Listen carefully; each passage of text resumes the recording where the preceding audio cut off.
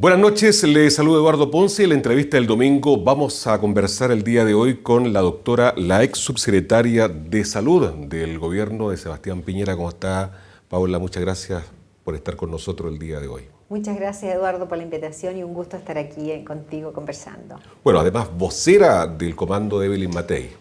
Bueno, efectivamente, yo llevo trabajando con Evelyn Matei en su programa de salud, particularmente un año, más aproximadamente hace un año, que partimos con un grupo de más de 30 personas trabajando en ese minuto pensando si ella iba a ser presidenta de Chile, ¿no es cierto?, tener un programa robusto, sólido, con las propuestas concretas.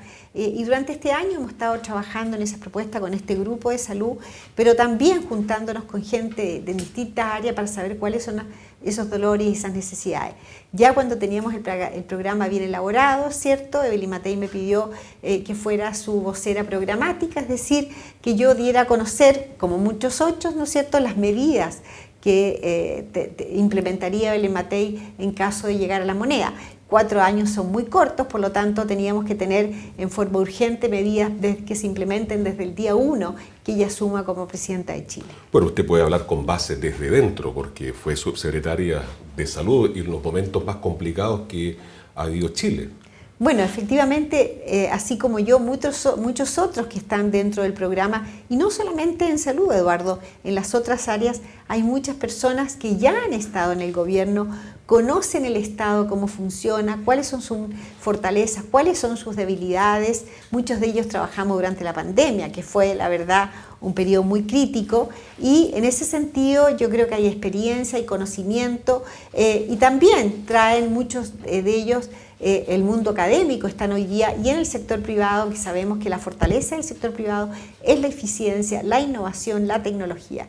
Y por eso yo creo que el programa de Evelyn Matei es de los programas más robustos, más sólidos, y ella con su experiencia, voluntad y valentía también va a ser capaz de implementar las medidas que estamos proponiendo. Yo creo, doctora, que todos vamos a coincidir lo mismo, el tema más complejo son las listas de espera. ¿Cómo se puede superar esto? Bueno, efectivamente, hoy día en Chile estamos llegando prácticamente a casi 3 millones de personas que están en FONASA esperando una atención.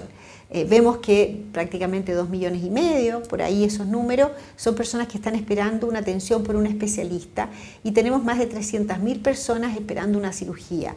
Y no solamente esperando, con la incertidumbre si la van a llamar, cuándo la van a llamar, y esa situación produce además frustraciones. Algunos de ellos deciden ir al sector privado a atenderse, obviamente con lo que implica eso, gastando de bolsillo. Y es por eso que nosotros, particularmente en listas de espera, lo primero que vamos a hacer es levantar prioridades, ¿cierto? Porque los 3 millones, hay prioridades que son urgentes. Y dentro de esas prioridades está el cáncer. Hemos visto que en el GES, por ejemplo, tenemos más de 77.000 prestaciones GES atrasadas. ¿Qué significa? Hoy día tenemos una ley que le garantiza no solamente la atención, no solamente la calidad, no solamente el financiamiento, sino que también la oportunidad. Y con esa ley, a pesar que está en Chile, tenemos personas, 77.000 prestaciones que están atrasadas. Y nosotros hemos visto que ahí tenemos más de 15.000 prestaciones GES cáncer atrasadas. Y por eso vamos a priorizar dentro de la lista de espera el cáncer. ¿Qué proponemos ahí? Que los primeros 100 días vamos a solucionar las listas de espera de GES de cáncer de mujeres, que es el cáncer de mama, que es la que tiene más listas de espera de GES atrasadas. ¿Pero contratando más personal, más especialistas? No, yo le voy a decir cómo lo vamos a solucionar. Primero que nada, un porcentaje importante son diagnósticos, es decir, personas que se han hecho la sospecha y no está el diagnóstico. Lo primero que vamos a hacer es fortalecer la atención primaria para que se solucione en la atención primaria muchos de esos diagnósticos que es factible hacerlo. Ahí, por ejemplo, en personas esperando una mamografía, ¿qué vamos a hacer con las mamografías? Vamos a comprar, sí, mamógrafos móviles que circulen en las distintas regiones para acelerar el proceso de diagnóstico, y vamos a contratar servicios en el sector privado, fortalecer. Lo otro es acelerar y hacer más sistemático, más accesible, más eficiente el sector público. Hoy día, por ejemplo, Eduardo, se suspenden un 15% de las cirugías en el sector privado. ¿Por qué se suspenden? Porque las personas llegan con su diagnóstico, sus exámenes atrasados, como se los hicieron hace un año, llegan a hacerse la cirugía y el examen está atrasado. Ya no tiene validez. No tiene validez. Entonces le dicen, ¿sabe qué? vaya de nuevo a hacerse los exámenes y vuelta a entrar en la lista de espera. ¿Qué es lo que vamos a hacer nosotros? Vamos a crear un sistema que hay información que se puede hacer, ¿no es cierto?, de acelerar el proceso diagnóstico de los exámenes de las cirugías, lo que llamamos nosotros exámenes en un día. Se le va a llamar a la persona, por ejemplo, que tiene que operarse el jueves, se le va a llamar una semana antes, venga a hacerse mañana todos los exámenes. Ahí va a haber una persona, ¿no es cierto?, que la va a guiar, que la va a conducir, cuáles son los exámenes que se tienen que hacer para que los tenga al día. Y esa persona usted venga a operarse el día tal, con tal indicaciones. Entonces, ¿qué haces tú? Disminuyes la suspensión de cirugías. Hoy día, la cirugía, por ejemplo, en los pabellones se ocupan un 53% del tiempo.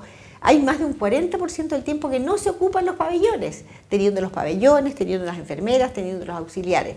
Por lo tanto, tenemos que contratar médicos que podamos acelerar el proceso. Quiere decir que la infraestructura existe, está la infraestructura disponible. Los pabellones, por ejemplo, que tenemos hoy día, más de un 50% solamente se ocupa en el tiempo, más de un 40% no se ocupa en el tiempo.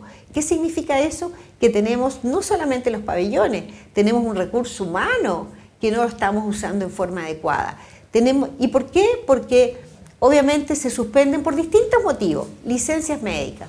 No está la auxiliar, no vino la enfermera. Las licencias médicas del sector público es mucho más alto que en el sector privado. Y en salud es de los más altos. Las licencias médicas en promedio en el sector público son de 30 días, más los días administrativos, más las vacaciones. O sea, tú puedes cerrar un hospital durante 2 meses. Dorothy Pérez, ¿qué ha hecho? Cruzando información, ha agilizado el proceso de las licencias médicas y ha dicho un 20% de las licencias médicas son fraude. ¿Tú sabes cuánto le cuestan las licencias médicas al sector público? Más de 3.000 millones de dólares. Son recursos del Estado, los chilenos. Recursos de todos nosotros, de todos los chilenos que pagamos impuestos. Si tú haces más eficiente eso, disminuye la licencia médica fraudulenta, vas a tener más de 700 millones de dólares para poder invertir en todos estos derechos sociales que necesitamos, hacer más eficiente el Estado, contar con el recurso humano. Doctora, lo que usted señala y también lo ha dicho la candidata en muchas oportunidades, o sea, está la fórmula como para acortar la brecha entre la salud privada y la pública.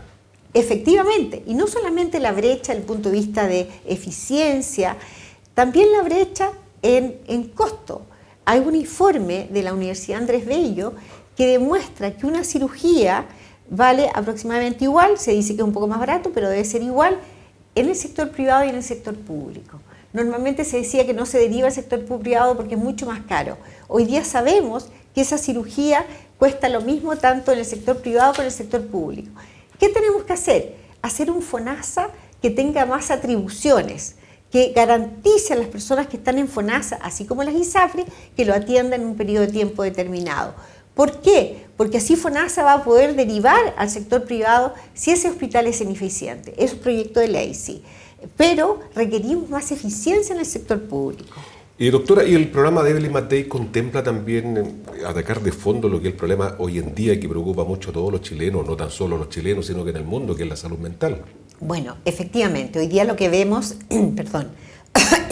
que la salud mental, y sobre todo después de la pandemia, ¿cierto?, ha aumentado en forma significativa. Las causas son múltiples. Desde el nivel escolar, ¿cierto? El tema de los celulares, el tema también del trabajo, ¿cierto? ¿Cómo hacemos la prevención? Yo creo que el rol de la prevención es muy importante. Y ahí tenemos propuestas concretas para hacer una alerta sanitaria, un diagnóstico oportuno, tanto a nivel de los colegios como en el trabajo, y esa persona se pueda derivar en forma oportuna. Vamos a formar profesionales comunitarios para que puedan hacer esa alerta en forma oportuna. Lo segundo, tenemos que tener, uno dice, más psiquiatras, más psicólogos. Efectivamente, pero que hoy día no los tenemos.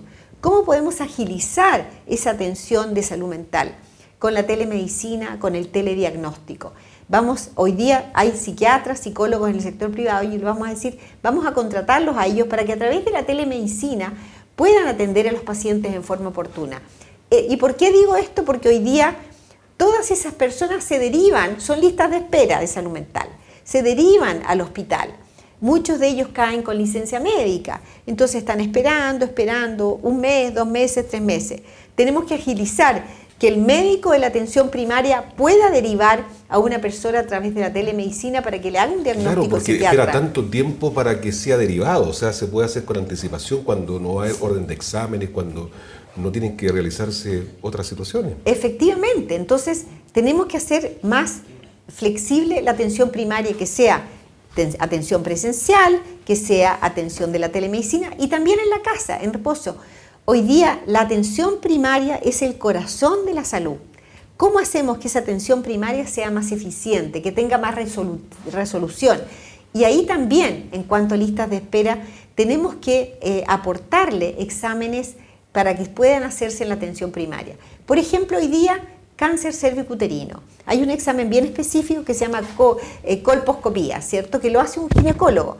Bueno, efectivamente, tenemos que ver la posibilidad que hayan ginecólogos que atiendan en la atención primaria y que vayan solamente a hacer colposcopía y hacer más eficiente y más oportuno ese diagnóstico. Entonces, tenemos medidas concretas para agilizar la atención primaria, la parte del hospital, pero las cosas que no se puedan atender en el hospital se derivará de todas maneras al sector privado. Y otra de las preguntas que me acaban de hacer, hoy día estuve conversando con un grupo de mujeres muy interesante aquí en los Andes, que uno de los problemas que ellos tenían, ¿cierto?, era el tema de las listas de espera, particularmente en los hospitales. ¿Cómo hacemos que los hospitales conozcamos, ¿no es cierto?, cuánto están gastando, cuánto están con los recursos que se le entregan? Y vamos a crear un índice de desempeño. Los hospitales van a tener que transparentar, ¿no es cierto?, una serie de indicadores, cuántas cirugías hacen, ¿no es cierto? Los indicadores de gestión. Indicadores de gestión, que lo tienen todas las empresas en el sector privado, pero el sector público no. Entonces uno dice, bueno, perfecto, a lo mejor este hospital es muy eficiente y este hospital no. ¿Cómo lo hacemos más eficiente? Tenemos que transparentar eso. Doctora, para ir cerrando esta conversación, no puedo no preguntar, si Evelyn Matei llega a ser presidenta de Chile, ¿usted aceptaría ser su ministra? Yo hoy día estoy como vocera, hoy día estoy en su Pero campaña y la verdad que después veremos qué es lo que pasa en el futuro, para dónde sigo, pero yo hoy día... ¿Y que sabe por qué le pregunto? ¿Por qué? Porque los andinos, el Valle Aconcagua, le gustaría saber la postura de un hospital biprovincial, por ejemplo. Bueno, yo creo que de todas maneras, Evelyn, nosotros vamos a construir, llamamos la fórmula 30-30-30. 30 hospitales construidos, 30 hospitales en construcción y 30 en licitación. ¿Cómo hacemos? Que yo voy a revisar lo del hospital biprovincial, la verdad que voy a revisar efectivamente si se está en el desempeño de poder empezar su construcción en la segunda etapa, ¿no es cierto? Y hacerlos más eficientes también la etapa de la construcción, con tecnología, ¿cierto? Y así vamos a construir 100 CEFAM construidos, 100 se van en construcción y 100 en diseño. ¿Cómo vamos a hacer esto? Uno dice, bueno, el otro día estuve en debate y me dijeron, si no hay recursos, no hay plata, pero a través de la licitación con privados, que los privados inviertan y después el Estado le paga de acuerdo, ¿no es cierto?, en los años comprometidos. Doctora Paula Daza, muchas gracias por conversar y su visita a nuestros estudios y a la ciudad de Los Andes. Muchas gracias, Eduardo, y un gusto conversar contigo, y un abrazo a todas las personas de aquí de Los Andes que crean en Evelyn Matei, que lo va a hacer bien y se va a preocupar de ustedes. Vamos a ir a la pausa, quédese con nosotros, ya regresamos.